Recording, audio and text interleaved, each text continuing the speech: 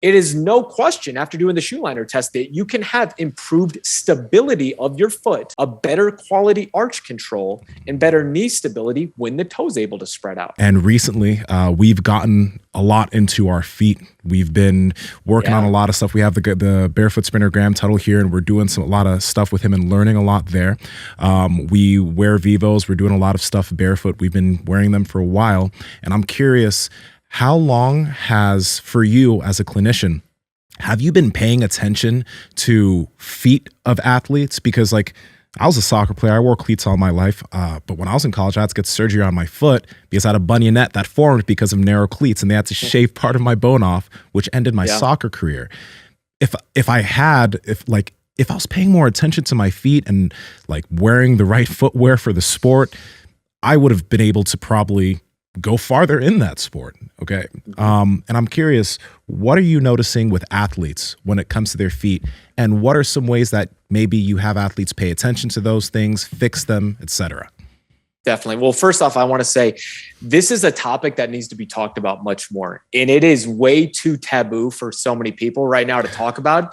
And we need to throw that away because I promise you, your feet are such a key game changer when we're talking about performance and long-term health, that when you start to realize it, when you get out of your shoes and you start wearing wide toe box shoes, you start improving your feet, man, you're going to unlock so much more potential out of your lifts than you ever thought possible. And I promise you, the first time you put on a pair of wide toe box shoes, you'll feel like you're wearing clown shoes. In literally a couple weeks, months later, you won't be able to put on a pair of Nikes anymore. You won't be able to put on a narrow dress shoe because it's going to feel horrible. You're not going to want to go back.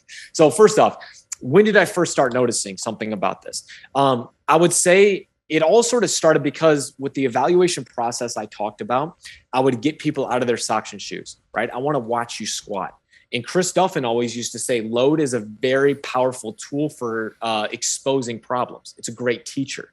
So I'd have people squat. I don't care if you squat in shoes. I don't care if you squat in weightlifting shoes. If you're an Olympic weightlifter or you're a power lifter that likes the raised heel, I want to see what you look like barefoot, because you should have the capability of squatting barefoot no matter what. Maybe your depth is not as deep as before. You should still squat barefoot. Fundamental human movement, right? Too often, you get someone out of their shoes, that feet, those feet are going everywhere. They don't even know what's going on at their feet because they're always covering them up.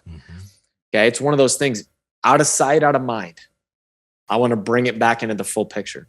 So a couple years ago, I was really sort of going down the rabbit hole into foot stability. And I found Dr. Ray McClanahan of Northwest Orthopedics. Now, Dr. Ray McClanahan is the inventor of the correct toe spacer, which I believe, and we can talk about that if you want to later, why it's the best one of the different ones out there for specific reasons. But he himself doesn't put out a lot of content specifically under his social media, but Correct Toes does do a good amount of social media. So anyone that wants to go into that. But I started diving down and reading a lot of his blogs. And it just sort of dawned on me because it fits so well within my why, which is help people move better in the gym and in life, decrease problems and improve your potential performance. And I connected so much with his story. He told me he was a college runner and he was just having so many injuries develop, and he was looking at his shoes and they were just tearing up, and he was having these horrible bunions that were painful. And he was like, there's got to be something to this. And I myself realized that too. I played baseball, football my entire life. Those cleats are narrow as hell. I got into Olympic weightlifting. I got my first pair of weightlifting shoes, the old Adidas from the 1998 Olympics. Those were the first ones I bought in 2001. So they were on the cheap discount back then, right? And those things are that narrow. I have huge bunions on both my toes, right? My entire life, my toes have been smashed into a triangle. And when I look at some of the early content I was making for Squat U, I'd be out of my shoes, but my toes would be smashed together. And he told me, take your shoes off, take the liner out of your shoe. Now, step on the liner. And at the time I was wearing, I don't know, like a Nike Free or something like that. Step on the liner, have your toes within the shoe liner because that's how it fits within the shoe. And then from there, let your foot collapse back and forth, pronation, right? And see what happens when you pronate your foot as far as it can go. Look what happens at your knee. Notice how far it moves as well. Now, spread your toes out. Now, for some people, they may need a little assistance if they've been stuck in a narrow toe shoe for a long time. Your big toe should be directly in line with your metatarsal bone of your foot. And when you spread your toes out, likely they will go over the toe liner, the shoe liner, meaning that shoe is too narrow for what your foot is designed to look like. Then, without doing anything else, keep your foot in that toed spread position. Let your foot pronate back down and back. And you'll notice when that big toe spreads out, automatically your foot is unable to pronate more over. It almost hits an end range. And then in doing so, your knee can't collapse over as much.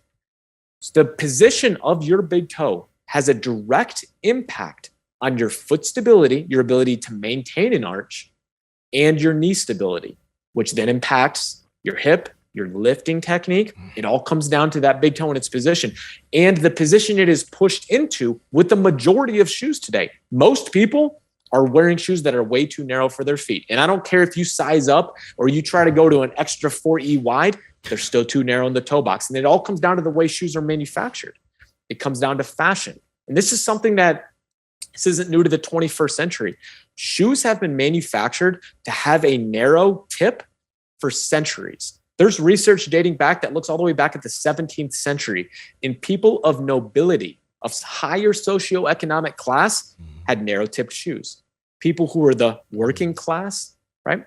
That's where they had the wider shoes, the moccasins. So for a long time, it has been a fashion standard. Yeah, what looks better, a moccasin or a woman in a pair of stilettos? It's got a sharp point at the end, right? They binded Chinese women's feet. Yeah, right. You know what I mean? Yeah, right. Why did they do that? It comes down to fashion, to what that people believe is the standard for the day. So there's no doubts why Nike developed shoes that are narrow tipped. It has nothing to do with allowing the foot to function as it should. We put thousands, millions of dollars into research and development for these big companies. And all they're designed to do is find out what shoe you'll buy, not to allow your foot to function as well as possible. Power Project fam, this episode is brought to you by Vivo Barefoot Shoes. We've been wearing these shoes for almost a year now. They're flexible.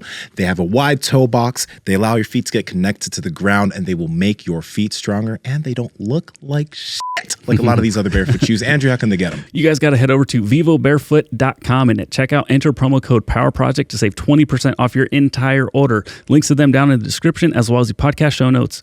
Let's get back to this video. Because here's the big thing that Ray McClanahan told me, and this just sort of blew my mind. He goes, look at your baby footprint that you had, if your parents have it still, from when you came out of the hospital, when you were born. Your toes are the widest part of your entire foot.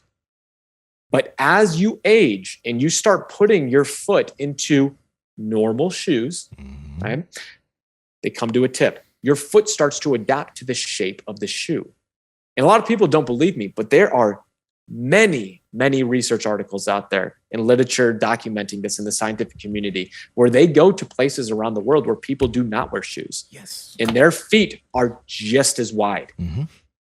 Their foot doesn't change because they're not adapting it because of the shoe.